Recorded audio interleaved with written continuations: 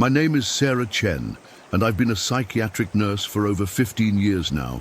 But before that night in October 2009, I was just another fresh graduate with textbook knowledge and zero real-world experience.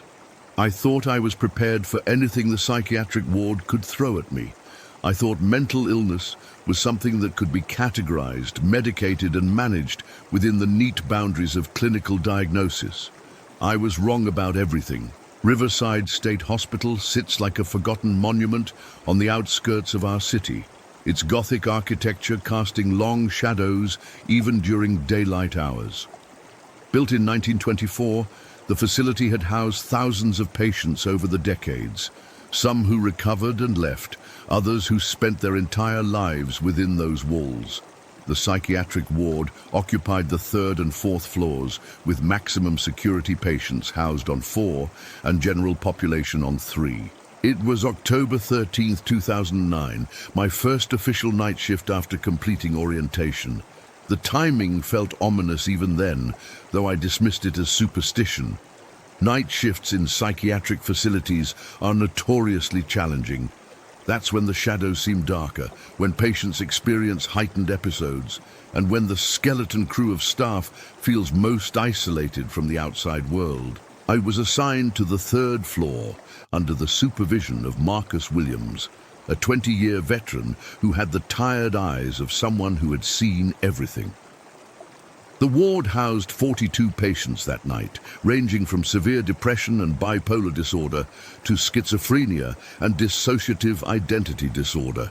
It was supposed to be a quiet introduction to night shift work. Room 314 housed our most enigmatic patient, a 47-year-old man named David Holloway. His file was thicker than most, filled with contradictory diagnoses and notes from frustrated psychiatrists. Officially, he was diagnosed with treatment-resistant schizophrenia, with religious delusions, and possible temporal lobe epilepsy. But reading between the lines of his medical records, it was clear that none of the staff really understood what was wrong with David. He had been admitted 6 months earlier after a complete psychological breakdown following the death of his wife in a car accident. But what made David's case unusual wasn't just his grief. It was what he claimed to see and know about the other patients. David insisted he could see the Grey Man, a tall, shadowy figure who would visit patients 3 days before they died. More disturbing still, David had correctly predicted the deaths of 3 patients since his admission, though the medical staff attributed this to coincidence and his background as a former EMT, giving him insight into declining health conditions. The ward that night was unusually quiet. Most patients were asleep by 10 p.m., with only the occasional sound of footsteps in the hallway or the distant murmur of the night staff making their rounds. The fluorescent lights cast everything in a harsh, clinical white that made even familiar objects look strange and distorted. This was my world now. These sterile hallways, the constant smell of disinfectant, and the weight of responsibility for vulnerable human beings in their darkest hours. At exactly 11:47 p.m., the quiet of the ward was shattered by screaming from room 314. Not the usual distress calls we occasionally heard, but pure, primal terror. The kind of scream that makes your blood run cold and triggers every survival instinct in your body. Marcus and I rushed down the hallway, our footsteps echoing against the linoleum floors. We found David Holloway pressed against the far corner of his room, trembling violently and pointing at the empty doorway. His eyes were wide with absolute terror, pupils dilated, sweat pouring down his face despite the cool temperature of the ward. He was pointing directly at the space where Marcus and I were standing, but looking through us as if we weren't there. "He's here," David whispered, his voice hoarse from screaming. "The Grey Man is here, room 318. Mrs. Patterson, 3 days." Marcus immediately moved to calm David, following standard protocol for a patient experiencing what appeared to be a severe hallucination. But something in David's demeanor was different from typical psychotic episodes I had studied. His terror seemed too real, too specific. Most hallucinations in schizophrenic patients involve vague shadows or indistinct voices. David was describing something with frightening precision. "David, you're safe," Marcus said in his practiced, calming voice. "There's no one in the doorway. It's just Sarah and me. You're having an episode." But David shook his head violently. No, you don't understand. He's not here for me. He's here for Eleanor. Room 318, she has 3 days." David's voice cracked as he continued. "I've seen him before. I know what this means. Please, you have to check on Eleanor, please." Eleanor Patterson was an 81-year-old woman in room 318, admitted for severe depression following the death of her husband. Her physical health was stable, her vital signs normal. There was no medical reason to be concerned about her immediate well-being. But David's distress was so intense, so genuine, that something deep in my gut told me we should at least check on her. Marcus administered a mild sedative to help David calm down. But even as the medication took effect, David kept whispering about room 318, about 3 days, about Eleanor not having much time left.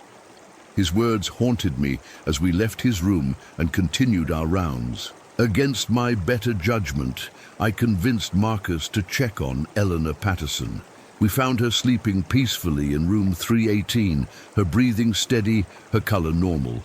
Her chart showed stable vital signs from the evening rounds, no changes in medication, no complaints of physical discomfort. By every medical measure, Eleanor was fine. "See?" Marcus whispered as we stood in her doorway. "David's having a bad night. Grief can manifest in strange ways, especially in patients with his condition.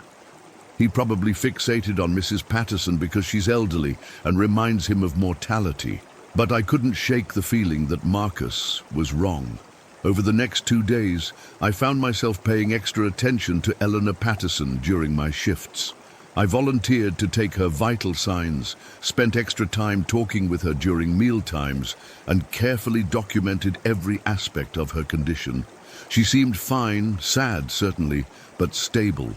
On the second day after David's episode, I noticed something subtle. Eleanor was eating less at dinner, though she claimed she wasn't hungry. She complained of feeling tired, though her sleep schedule hadn't changed. Small things, easy to dismiss as normal fluctuations in an elderly patient's condition. But David's words kept echoing in my mind. 3 days. I started researching David's previous predictions. The medical files confirmed that he had indeed correctly identified 3 patients who died within 72 hours of his episodes. The first was Thomas Reed, a 63-year-old man with severe depression who suffered a fatal heart attack. The second was Maria Santos, a 55-year-old woman with bipolar disorder who died of a brain aneurysm. The third was Jonathan Mills, a 38-year-old man with schizophrenia who died in his sleep, from what the autopsy later revealed to be sudden cardiac arrest. Each death had been unexpected. Each patient had been medically stable before their death. And in each case, David had experienced a severe episode exactly 3 days prior, claiming to see the grey man visiting their rooms. The medical staff had dismissed these incidents as tragic coincidences. Psychiatric hospitals, like all medical facilities, experience patient deaths. David's background as an EMT meant he was likely more attuned to subtle signs of decline that others might miss. His predictions were explained away as a grieving man's hypervigilance about death combined with his extensive medical knowledge. But the more I studied the patterns, the more I realized that David's episodes didn't occur randomly. They only happened when someone was actually going to die. He wasn't having frequent hallucinations about death. He was having very specific, accurate premonitions that manifested as terrifying visions of this grey man. On the morning of October 16th, exactly 3 days after David's episode, I arrived for my shift to find the day nurse, Janet, looking unusually troubled. She pulled me aside before I could even set down my bag. Eleanor Patterson is asking for last rites, Janet said quietly. She woke up this morning convinced she was dying. No changes in her vitals, no physical symptoms, but she's absolutely certain she won't survive the day. My blood ran cold.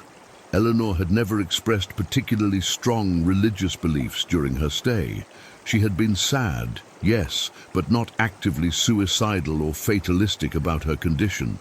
For her to suddenly request last rites suggested something had fundamentally shifted in her mental state, or something else entirely. I went directly to room 318. Eleanor was sitting up in bed, staring out the window with an expression of calm resignation that I had never seen on her face before. When she noticed me, she smiled. Not the sad, forced smile she usually managed, but something peaceful and accepting. "You're the new girl," she said. "Sarah, isn't it?" "That's right, Mrs. Patterson. How are you feeling this morning?" Eleanor was quiet for a long moment, still gazing out the window. I had the strangest dream last night. There was a tall man standing at the foot of my bed. He didn't say anything, just stood there watching me. But somehow I knew he was waiting for me. The description sent chills down my spine. Without thinking, I asked, "Was he wearing grey?" Eleanor's eyes widened and she looked at me with surprise. "Why, yes. How did you know that?" I couldn't tell her about David. Instead, I took her vital signs. Blood pressure slightly elevated, but not dangerously so. Pulse a bit rapid, but still within normal range. Temperature normal. Nothing that would indicate immediate medical crisis. "Mrs. Patterson, are you feeling any physical discomfort, any pain or shortness of breath?" She shook her head. "No, dear, I feel peaceful, actually. More peaceful than I've felt since Harold died. I think I'm ready to see him again." The chaplain arrived around noon to administer last rites at Eleanor's request. I watched from the hallway as she received communion, her face serene and radiant in a way that seemed impossible for someone in the depths of clinical depression. At 2:17 p.m., Eleanor Patterson suffered a massive stroke. One moment she was chatting quietly with another patient in the common room. The next, she collapsed without warning. Despite immediate medical intervention, she never regained consciousness. She was pronounced dead at 3:45 p.m., exactly 72 hours and 30 minutes after David's episode. The medical team was baffled by Eleanor's death. Dr. Sarah Chen, the attending physician, conducted a thorough review of Eleanor's case. Her recent medical history showed no risk factors for stroke. Her blood pressure had been well controlled. No history of cardiac issues, no family history of cerebrovascular disease. The autopsy later revealed a massive hemorrhagic stroke, but provided no explanation for why it occurred in an otherwise healthy patient. "These things happen," Dr. Kim explained to the staff during the post-incident review. "Strokes can be unpredictable, especially in elderly patients. Even without obvious risk factors, cerebral blood vessels can fail without warning." But Dr. Michael Torres, the staff psychiatrist who had been treating Eleanor, disagreed. Eleanor's mental state had been improving, he noted. She was responding well to antidepressants and had been participating more actively in group therapy. There was no indication of suicidal ideation or deteriorating mental health. Her sudden preoccupation with death and requests for last rites represent a dramatic shift that we can't explain medically. The nursing staff was divided. Some, led by Marcus, maintained that Eleanor's death was a tragic but explainable medical event. Elderly patients in psychiatric facilities are already vulnerable, Marcus argued. The stress of hospitalization, grief over her husband's death, the disruption of her normal routines, all of these factors could have contributed to a medical crisis. But others, particularly those who had worked at Riverside longer, weren't so sure. Nancy Roberts, a nurse with 30 years of experience, pulled me aside after Eleanor's death. "I've seen David predict 4 deaths now," she said quietly. "Each time the medical staff explains it away. But I've been here long enough to know the difference between coincidence and something else. David's episodes don't happen randomly. They only happen when someone is actually going to die. And they're always exactly 3 days before. Nancy showed me her own unofficial records, notes she had been keeping about David's episodes. The pattern was undeniable. In each case, David experienced a severe hallucination involving the grey man precisely 72 hours before a patient's death. No more, no less.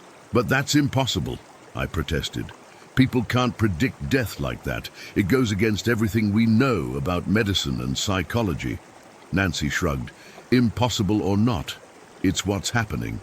The question is, what are we going to do about it? 2 weeks after Eleanor's death, I was assigned to work a double shift due to staffing shortages. It was Halloween night, October 31st, and the ward felt different somehow. Patients were more restless, staff members seemed on edge, and even the familiar sounds of the hospital felt more ominous.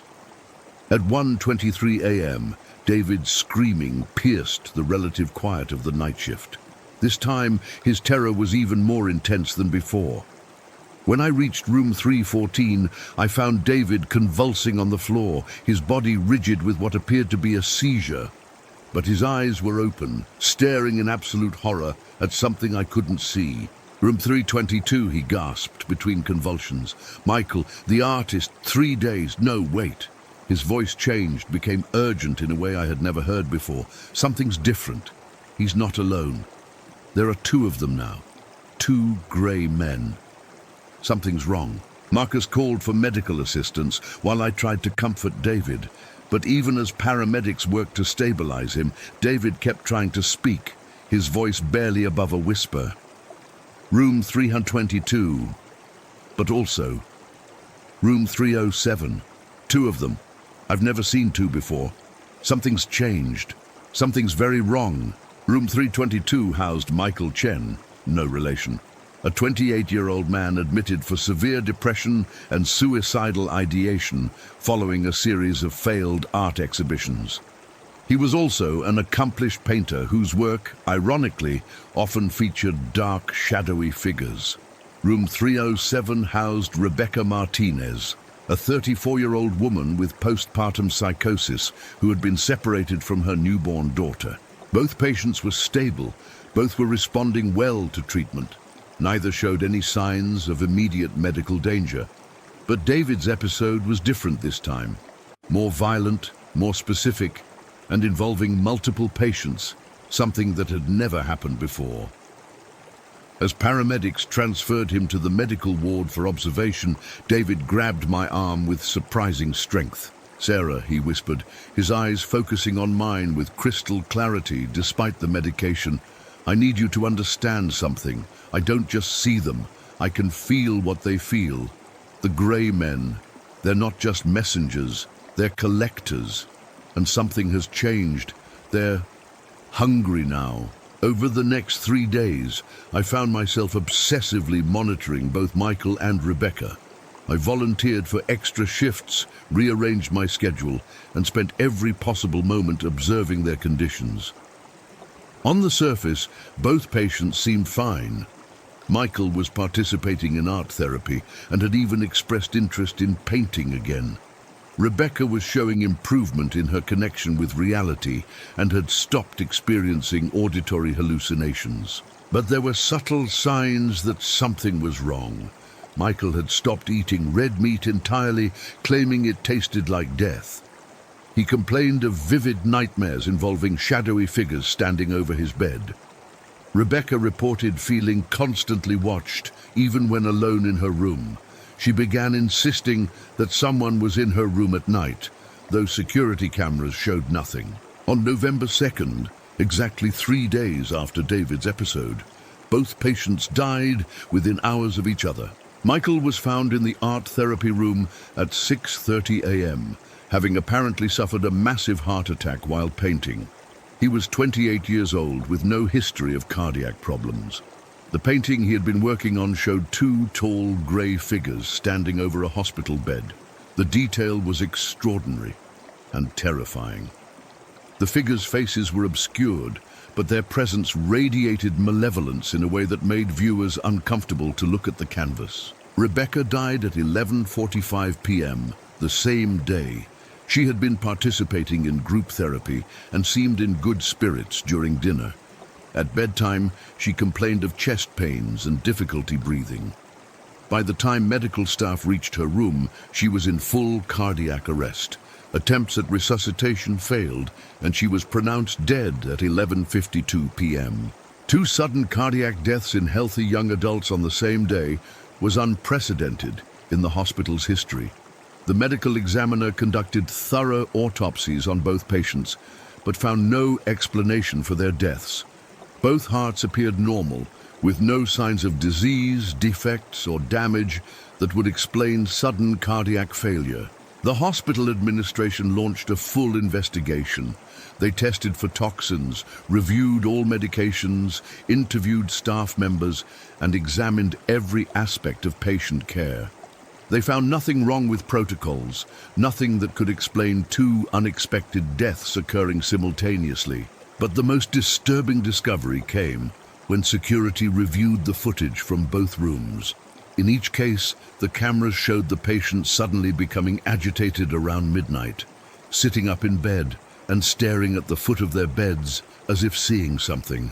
Both patients could be seen backing away from something invisible, pressing themselves against the headboards of their beds before suddenly clutching their chests and collapsing.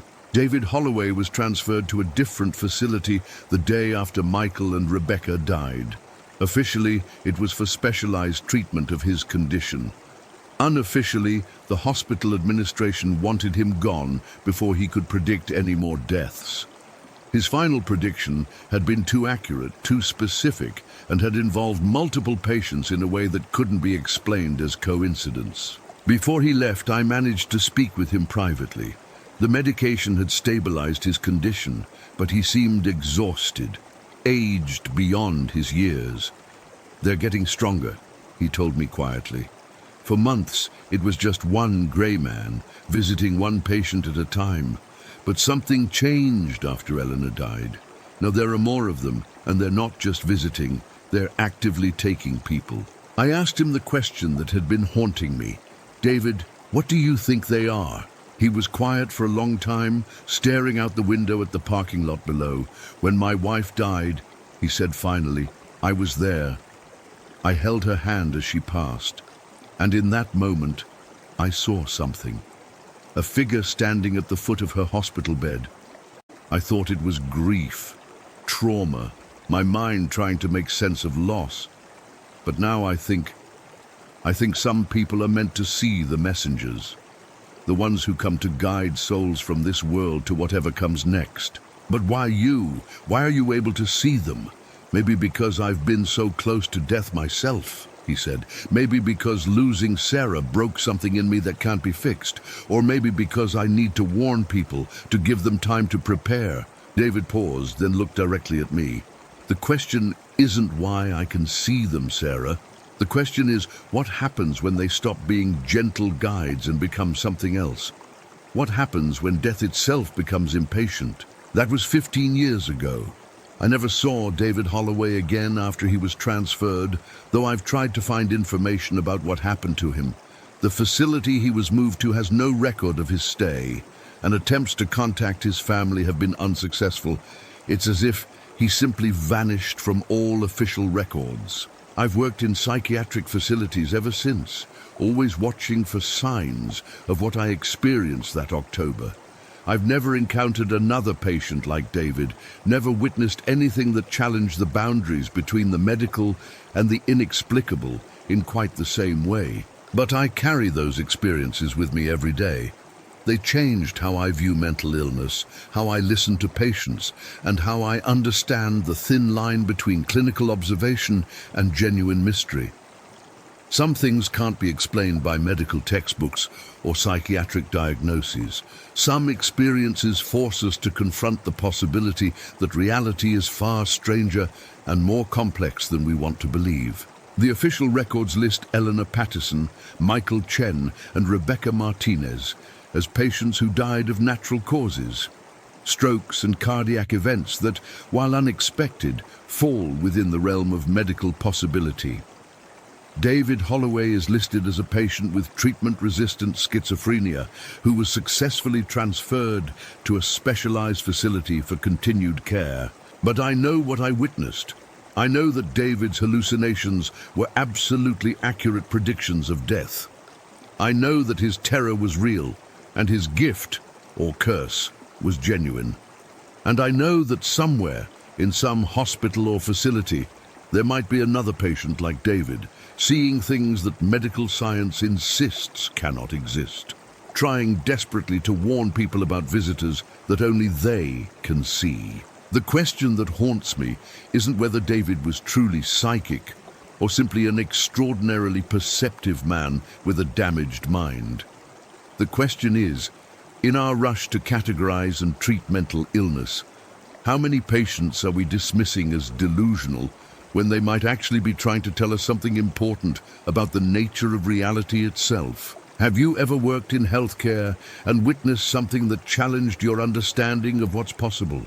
Have you known patients whose delusions seemed too accurate to dismiss as mental illness? Share your experiences in the comments below. Sometimes the most important truths come from the people society labels as unreliable witnesses to reality. And if you've enjoyed this story, please like and subscribe for more real accounts from healthcare workers who have encountered the unexplained. Next week, I'll be sharing the story of a pediatric ICU nurse whose young patient claimed to receive nightly visits from deceased family members, and the shocking discovery that changed how an entire hospital unit viewed the boundary between life and death. Remember, the line between healing and mystery is often thinner than we want to believe. Sometimes the most important thing we can do is simply listen, really listen, to what our patients are trying to tell us about their experiences, no matter how impossible they might seem.